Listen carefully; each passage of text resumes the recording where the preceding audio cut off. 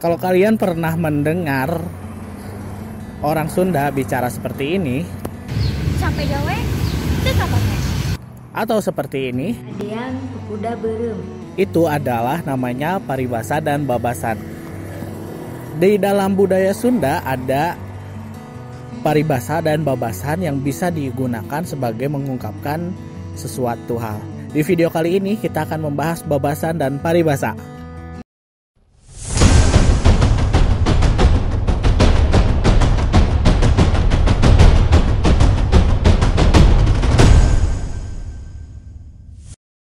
Babasan dan paribahasa itu memang biasa menjadi sebuah kosakata atau kabengharan bahasa yang digunakan oleh Sunda dalam berkomunikasi. Sehingga komunikasi orang Sunda selalu menggunakan babasan dan paribahasa itu memang untuk mempersingkat apa yang menjadi maksud dari tujuan yang mereka utarakan dan juga mempersingkat dan juga memperjelas apa yang mereka katakan. Selain itu juga untuk menjaga ketika bahasa yang diucapkan itu terlalu vulgar atau dalam bahasa Sunda disebut togmol. Kalau bahasa togmol itu yaitu terus terang atau secara langsung. Sementara kalau menggunakan babasan itu orang-orang yang diajak bicara mereka mungkin tidak akan merasa sakit hati karena menggunakan padanan-padanan kata lain. Dalam bahasa Sunda, babasan dan paribasa itu memang tidak bisa ditafsirkan secara utuh, secara keseluruhan dari kata per kata, dan juga tidak bisa di padanan kata yang lemes atau bahasa Sunda karena ada bahasa loma dan bahasa lemes. Misalkan gede hulu tidak bisa diterjemahkan menjadi ageng mastaka karena tidak akan sama. Begitu juga asa aing uyah kidul atau diterjemahkan menjadi bahasa Indonesia itu tidak bisa menjadi merasa saya garam selatan, itu tidak akan bisa. Sehingga babasan dan paribasa itu menjadi sebuah kekayaan dalam khasanah budaya Sunda. Dan berikut adalah contoh-contoh babasan dan paribasa yang akan disebutkan oleh teman-teman saya ini. Pahit daging, pahang, tulang, hartosna dijauhkeun tina panyakit. Aya hate kadua leutik, hartina aya perasaan lain anu leuwih jero, anu leuwih bermakna. Kayak perasaan aku kadia. Contoh kalimatna, sing horeng si Teh Yung aya hate kadua leutik ka abi. Sampai gawe itu kapannya? Artinya hana geus capek di gawe, tapi hasilna kita pake. Nyumput bunyi tinu caang, negrak bari teka tembong. Artinya, jadilah orang yang rendah hati, tidak sombong, atau bisa disebut juga tawadu. Bejaan bulu tuur artinya memberitahu hal yang sudah diketahui oleh orang lain. Adian kuda berem, anu hartina nyaeta bangga dengan barang milik orang lain.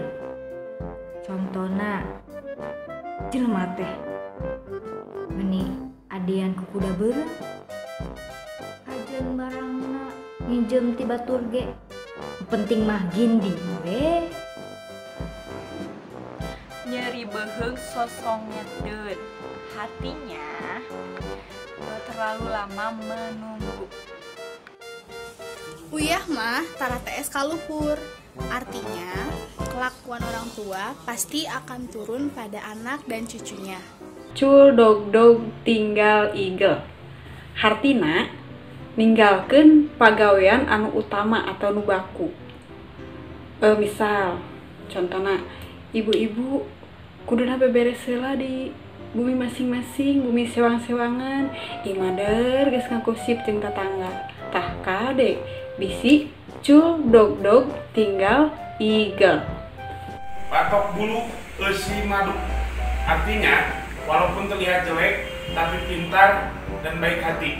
Sementara babasan ialah pakeman bahasa yang sudah terpaku dan digunakan supaya orang yang diajak bicara tidak merasa sakit hati, atau lebih singkat lagi Ceuli lentaheun, hartina sakadeungna.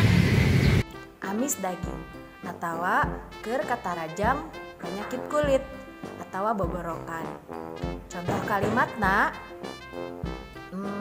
budakna ceunani mah amis daging, matak osok rajin ka dokter kulit. Burung batok hartina tara ini tindikan jauh atau ngeunah pergi-pergian jauh. Milik diri bagja awak artinya rezeki manusia. Buntut kasiran artinya pelit. Awak sampayeun hartosna sagala mantes. Laer gadok artinya orang yang tidak bisa menyimpan rahasia. Lalaki langit, lalanang jagat, artinya laki-laki pemberani. Berat dirit, anu hartina nyaeta jalma anu hese dititah atawa males. Contona keur mah hese dititah hudang teh, berat dirit pisan eta budak.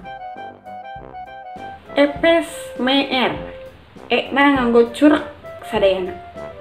Epes meer hartina babari ceurik, babarian, gampang penggas harpan, atau Indonesia nama babari putus asa, babari daun gitu tah. Jadi jelema mah ulah epes meer, ulah babarian, tah jika gitu. Rampes. Berikut pendapat para ahli tentang babasan dan paribasa.